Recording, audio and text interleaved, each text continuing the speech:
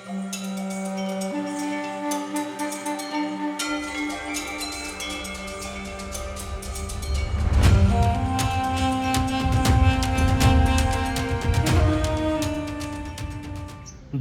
तालुक्यातील वडगाव निंबाळकर या गावामध्ये सध्या आपण आहोत आणि याच ठिकाणी आपल्याला शेकडो वर्ष जुनं एक मंदिर पाहायला मिळालं. खरं तर हे भगवान विष्णूंचं मंदिर आहे अशी माहिती आपल्याला मिळाली. या मंदिराच्या आजूबाजूला काही लहान मोठी मंदिरं आहेत. ती कोणाची आहेत माहीत नाही आहे, पण इथल्या स्थानिक नागरिकांकडून आपण नक्कीच त्याची माहिती घेणार आहोत. फार सुंदर असं मंदिर आहे आणि सगळ्यात महत्त्वाचं वैशिष्ट्य या मंदिराचं असं, आजूबाजूला गाव आहे, पूर्ण गोंगाट आहे, पण या मंदिराच्या आतमध्ये मात्र आपल्याला प्रचंड शांतता पाहायला मिळते. तर भगवान विष्णूंचं हे मंदिर कसं आहे ना, चला पाहूया.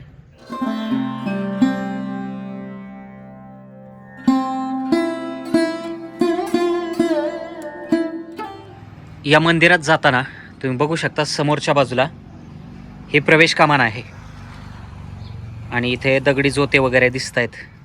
ओट्यासारखं बांधकाम आहे जिथे बसता येईल.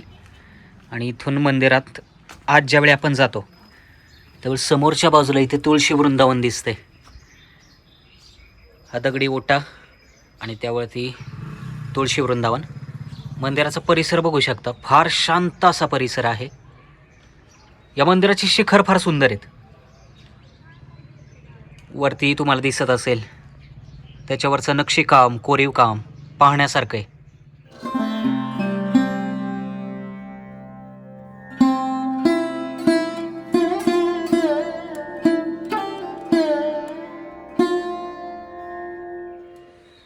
हा जो आहे तो मंदिरात येण्याचा मुख्य मार्ग आहे. येथे तुळशी वृंदावन आणि हे भगवान विष्णूंचं जुनं मंदिर.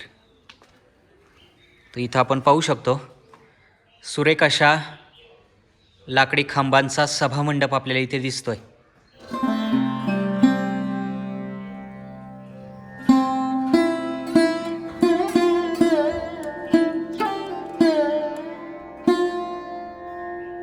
सकाळची वेळ आहे, पण या मंदिरामध्ये इतकी भयान शांतता आहे.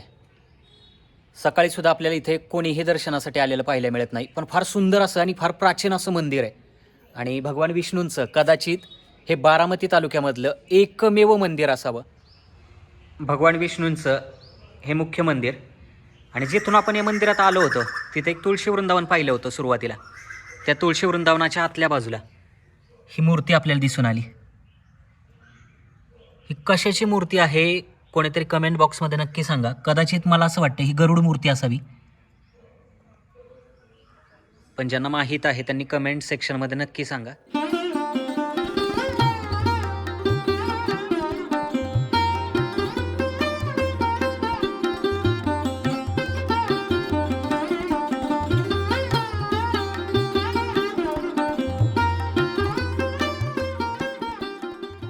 ही आजूबाजूची जी मंदिरं आहेत त्यांच्याविषयी आपल्याला फारशी माहिती नाही, पण इथले जर कोणी स्थानिक नागरिक दर्शनासाठी आलेच, आपण थोड्या वेळ थांबूयात, तर आपण त्यांच्याकडून या बाकी मंदिरांविषयी माहिती घेऊयात. फार शांत वातावरण इथं, म्हणजे इतकी भयान शांतता आहे की मला सकाळपासून मी अर्धा तास झालं मंदिरात आलो आहे. या ठिकाणी कोणीही दर्शनासाठी आलेलं पाहायला मिळालं नाही. जुने लोक सोडले तर नव्या पिढीला या मंदिरांविषयी काहीही देणं घेणं नाही आहे. आणि जो आपला इतिहास आहे तो जर टिकवून ठेवायचा असेल तर अशा मंदिरांचं जतन केलंच पाहिजे. इथं बघू शकता जे विष्णूचं मंदिर आहे त्या मंदिरात जाण्यासाठी असे लहान लहान दरवाजे सुद्धा ठेवलेत.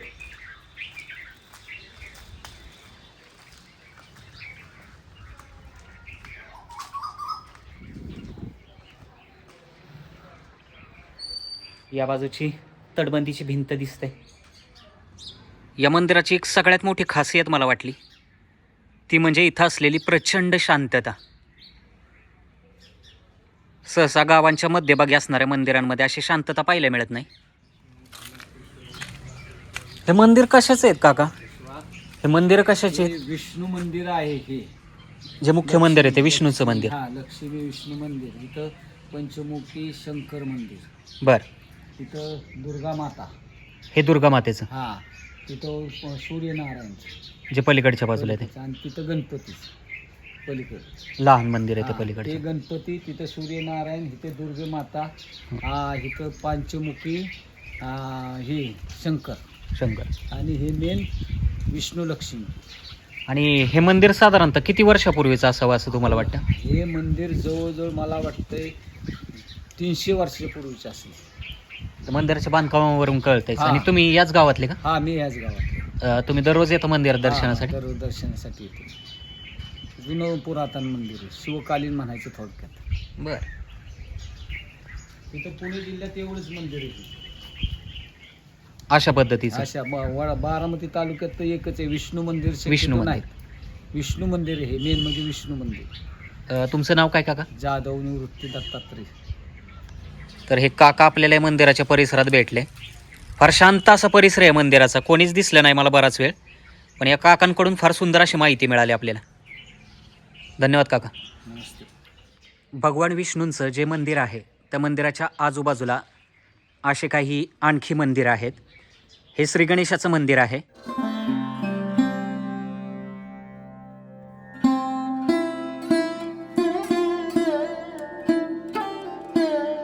आणि इथून मागे जाण्यासाठी रस्ता आहे.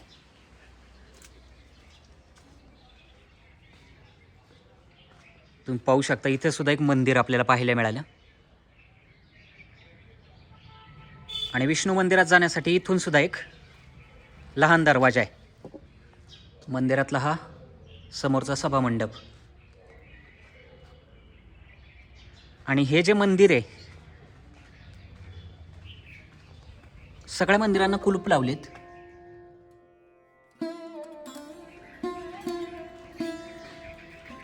या बाजूला हे उंबराचं झाड आहे, त्यामुळे इथे दत्तगुरूंचा फोटो लावलेला दिसून येतं. आणि या बाजूला आणखी एक मंदिर. इथं बघू शकता किती भयान शांतता आहे. आणि हे जे झाड आहे त्याच्यावरती पक्षी आहेत. फक्त त्या पक्ष्यांचा आवाज आपल्याला इथे येतोय, नाही तर दुसरा कसलाही आवाज येत नाही. इतकी प्रचंड शांतता या मंदिरात अनुभवायला मिळते. किती जुनं बांधकाम आहे बघा. ते शिखरावरती सुद्धा कोरीव काम केलंय. पण हे मंदिर आता फार नव्या पिढीला माहीत नाही. नव्या पिढीला हे मंदिर माहीत होणं फार गरजेचं आहे. बघितलं का पक्ष्यांचा कसा आवाज येतोय. इथं हे जे उंच झाड आहे त्या झाडावरती बरेचसे पक्षी बसलेत. आणि इथं आपल्याला फक्त आणि फक्त मंदिराच्या परिसरात शांतता पाहायला मिळते आणि पक्ष्यांचा आवाज येतोय. बाकी इथं कशाचाही आवाज येत नाही, इतकी शांतता आहे. फार सुंदर अशी मंदिर आहेत. तुम्ही बघू शकता या बाजूला मंदिरातून जे पाणी बाहेर पडतं ती जागा आहे. इथे एक लहान मंदिर आणि या बाजूला आणखी काही मंदिरं.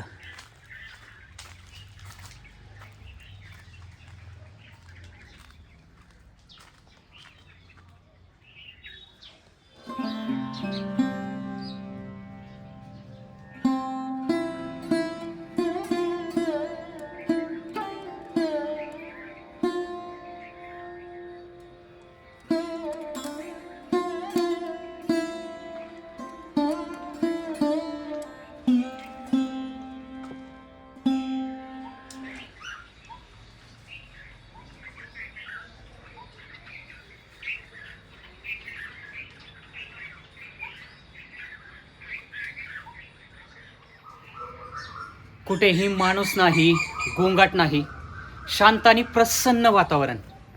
फक्त पक्ष्यांचे आवाज आपल्याला इथं ऐकू येतात, जे ऐकायला फार भारी वाटतंय.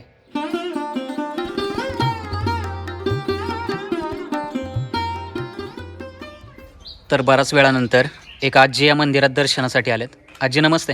नमस्कार. तुम्ही किती वर्षापासून या मंदिरात येत आहे? माहेर आहे माझं. माहेर आहे का हे? मी मुंबईला असते, बर. पण आज एकादशी आहे ना, त्यामुळे गावी आला होता तर दर्शन. एकादशी आहे. मग इथे विठ्ठल रुक्माईचं दुकुजी मंदिर पण आहे, बर. बाजूलाच आहे. हां हां हां.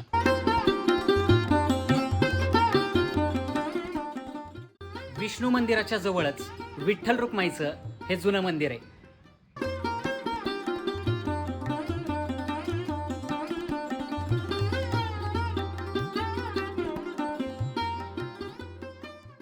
या मंदिराची एक सगळ्यात मोठी खासियत मला वाटली ती म्हणजे इथं असलेली प्रचंड शांतता. म्हणजे सहसा गावांच्या मध्यभागी असणाऱ्या मंदिरांमध्ये एवढी शांतता पाहायला मिळत नाही, पण वडगाव निंबाळकर या गावामध्ये असलेल्या भगवान विष्णूंच्या या मंदिरात मात्र फार शांतता आहे. जुनी लोकं सोडली ना, म्हणजे 60-70 वयाची किंवा 50-60 वयाची, तर या मंदिरामध्ये तरुण पिढी तर मला अजिबात पाहायला मिळाली नाही. परंतु जुनी लोक अजूनसुद्धा या मंदिरात दर्शनासाठी येतात. नित्यनियमानं दररोज या मंदिरामध्ये ज्या देवाच्या मूर्ती आहेत त्यावरती फुलं वगैरे वाहतात. त्यामुळे हा जो जुना ठेवा आहे, जुनी मंदिरं आहेत, ते खरं तर आपला इतिहास आहे, महाराष्ट्राची संस्कृती आहे, ते जपण्यासाठी आपण सगळ्यांनी प्रयत्न करायला हवे. आणि मला आशा आहे की या व्हिडिओच्या माध्यमातून महाराष्ट्रातल्या सगळ्यात प्राचीन आणि सुंदर मंदिरांपैकी एक असलेलं हे मंदिरसुद्धा नक्कीच तुम्हाला माहीत झालं असेल. तर हा व्हिडिओ तुम्हाला कसा वाटला नक्की कमेंट करून सांगा.